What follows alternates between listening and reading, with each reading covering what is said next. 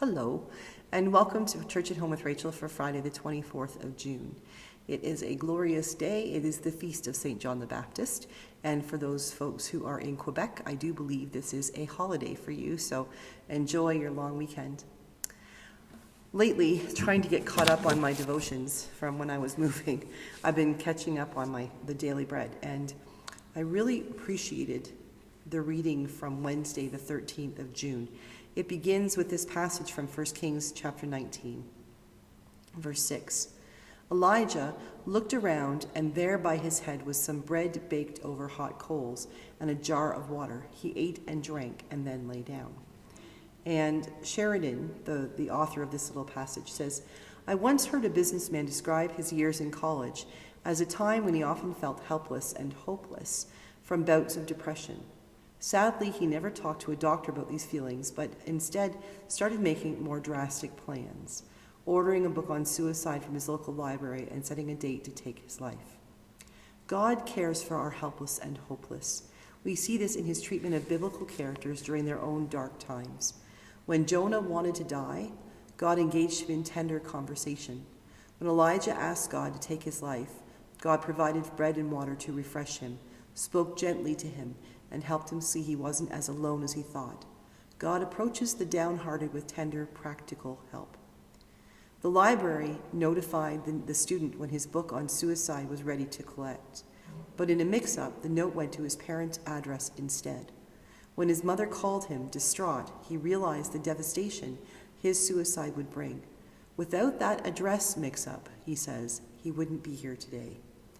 I don't believe that student was saved by luck or chance, whether it's bread and water when we need it or a timely wrong address.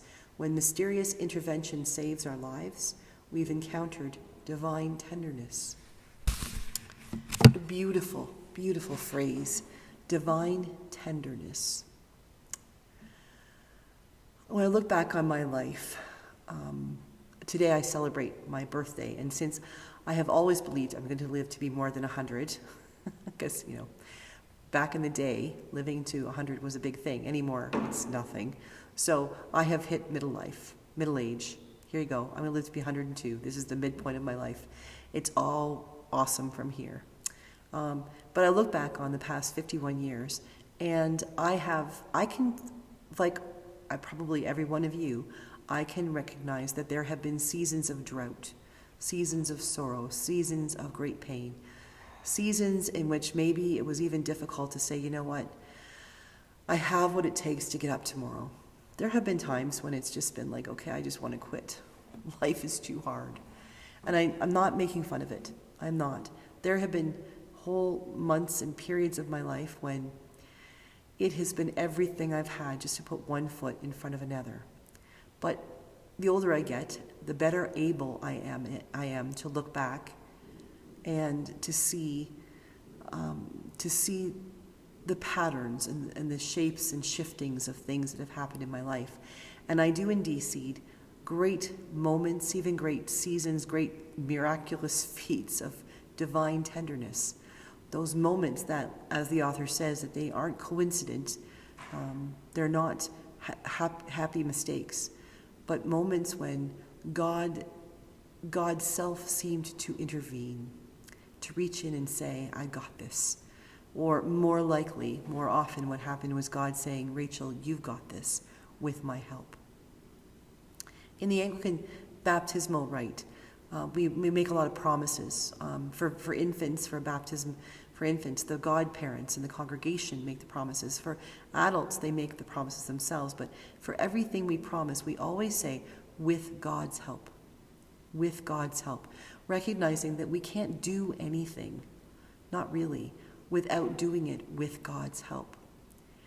That divine tenderness, that each one of those promises, the 6 promises we make with our baptismal vows, we could really be saying with divine tenderness, with God's help.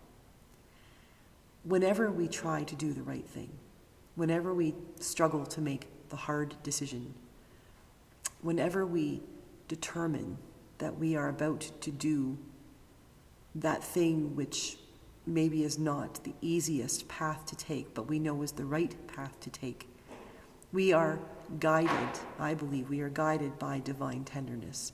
We are given opportunities to allow God to help us. You see, I think the truth is that that free will, we have free will to choose to believe in God. We have free will to go to church, to make the right decisions, to do all those things. But I think we also, and maybe this is the biggest part of it, of free will, is that we have the free will to allow God to provide us, to share with us, to impart upon us divine tenderness. I've often said when people ask me about, faith and things like that, and what about people who just won't believe and things like that, I say it's kind of like a birthday gift. If my husband were to give me a gift today, and he wrapped it all up beautifully, and he put it on the table in front of me, but I refused to see it, or I refused to look at the tag to see that gift was for me, it wouldn't be a gift if he shoved it down my throat. It wouldn't be a true gift, if he forced me to open it. It's a true gift when he offers it to me and lets me know that that's for me. My name is on that gift. When I'm ready, I am welcome to open it. But that's the part of giving a gift, is that when it's given, it is given freely, with the acknowledgement that the person who's receiving it may not actually pick it up, may not want to take it. And so when I talk to people about faith and things like that, I say to them, it's like this gift of forgiveness, or this gift of love, this gift of God's love, is like a gift that's been given to you and it's sitting before you. You have the choice, you have the free will, whether or not you will open the gift. And then if you choose to open the gift, you have the choice as to whether you're going to pick it up and learn about it and discover all these parts of it and understand how it works, or how it might change your life and bless your life. You can open the gift up and leave it sitting there in its box, or even take it out of the box and leave it sitting on the table. And it might look nice and look pretty on your mantle or on your bookshelf. But if you never actually put it to work, if you never actually pick it up and learn about it and play with it and understand it, or try to understand it, then really you haven't allowed yourself to fully receive that gift. Moments of divine tenderness, I think, are those gifts that we've been given that sit on the table and wait for us to receive them. We won't know they are divine, nor will we know if they are tender, if we don't give it a try. One of the other gifts about free will that God has given to us, God said, here you go, is that we can give it back. We can open that gift, we can pick it up and shake it and smell it and listen to it, and we can work with it for a little while, but we can also decide we're not going to use it anymore. You can put it back on the shelf. That doesn't change the intention with which the gift was given. It doesn't change the purpose of the gift. It's still there, waiting for us to use it. It's up to us. We have to receive that divine tenderness. Sometimes it will happen in ways we can't understand, and that they just happen and we get it and we say, thank you, God. Other times that divine tenderness is something that we might try to push away or resist, but hopefully we'll recognize that we need it. God will never do something to us that would hurt us, but God will very often give something to us or provide people for us or opportunities for us that will help us. But again, that is a gift we must be willing to receive, open, and use.